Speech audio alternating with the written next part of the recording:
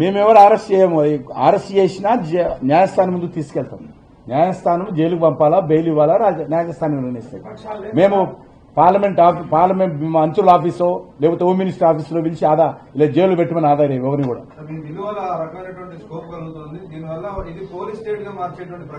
అది అసలు మీకున్న రాష్ట్రాలే, మీకున్న 3 రాష్ట్రాలు కాంగ్రెస్ పార్టీకి, 9 ఊడిపోయే రాష్ట్రాలు, మీకెందుకు బాధ? ఎక్కువ రాష్ట్రాల్లో మేమున్నాం. ప్రధానమంత్రి ఈరోజు మా పార్టీ నుంచి 3 దఫాలుగా ఉన్నాడు. కేంద్ర మంత్రులం ఉన్నాం, రాష్ట్ర ముఖ్యమంత్రులం ఉన్నాం. బాధపడాలి మేము, అట్లా మేము సిద్ధంగా ఉన్నాం. మా మీద ఏదైనా ఆరోపణలు వస్తే జైలుకి వెళ్ళడానికి సిద్ధంగా ఉన్నాము, పదవులు వదులుకోవడానికి సిద్ధంగా ఉన్నాం. తృణపాయంగా మీకెందుకు బాధ అంటున్నాం. సార్, మీ పక్కూరి వ్యక్తికి ఈ రోజు ఉపరాష్ట్రపతి పదవి కోసం పోటీలో పెట్టింది తప్పే ఉంది. అది ఎవరి పార్టీ వాళ్ళది, ఎవరి ఆలోచన వాళ్ళది. ఎవరి పార్టీ వాళ్ళది, ఎవరి ఆలోచన వాళ్ళది. తెలుగు రాష్ట్రాలకు సంబంధించినటువంటి ఎంపీలంతా కూడా ఆయనకు మద్దతు ఇవ్వాలని చెప్పుకుంటున్నారు. గతంలో మన తెలుగువాడైనటువంటి వెంకయ్యనాయుడు గారు కూడా పోటీ చేశారు. అప్పుడు మద్దతు ఇచ్చారా? ఎవరిచ్చారు? బీఆర్ఎస్ కాదు, మీతో ఇచ్చారా అంటున్నా. మాట్లాడుతున్న వాళ్ళు ఇవ్వాలి కదా. ఆ రోజు కూడా మన తెలుగువాడే కదా వెంకయ్యనాయుడు గారు పోటీ చేసింది. ఆ రోజు స్పీకర్గా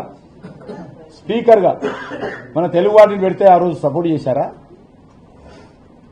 స్పీకర్గా సపోర్ట్ చేశారా బాలయ్య గారిని?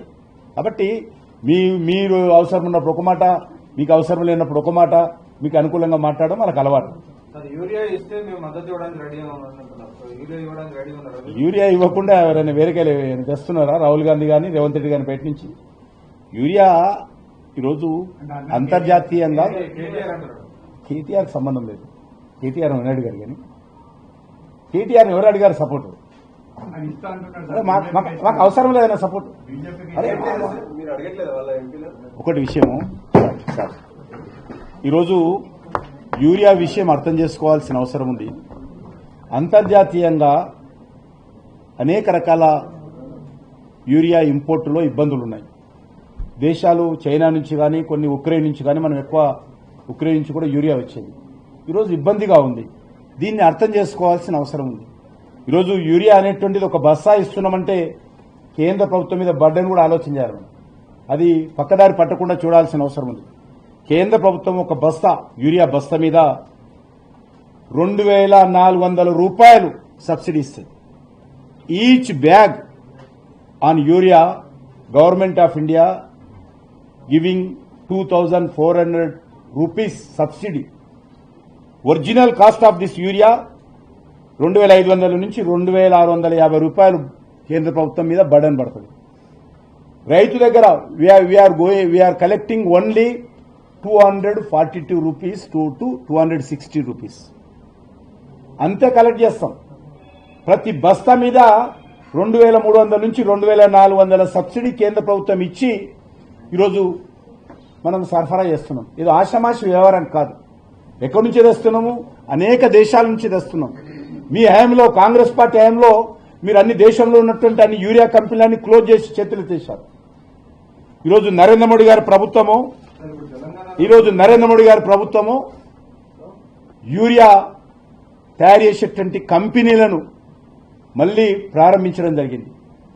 తెలంగాణలో కూడా యూరియా ఎరువుల కంపెనీ రామగుండంలో మళ్లీ భూమి పూజ చేసిండు నరేంద్ర మోడీ గారు.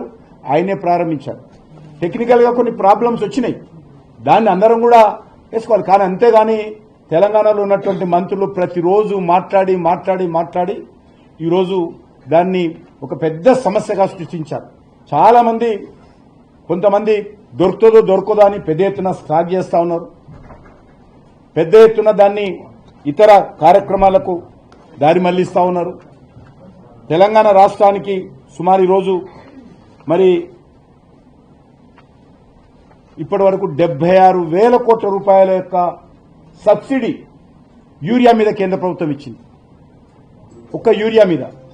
కాబట్టి కేంద్ర ప్రభుత్వం అయినా కూడా ప్రపంచవ్యాప్తంగా పాకిస్తాన్ కానీ, అమెరికా కానీ, ఆస్ట్రేలియా కానీ, చైనా కానీ, బ్రెజిల్ కానీ, జర్మనీ కానీ అన్ని దేశాలలో ఎరువుల ధరలు పెంచారు.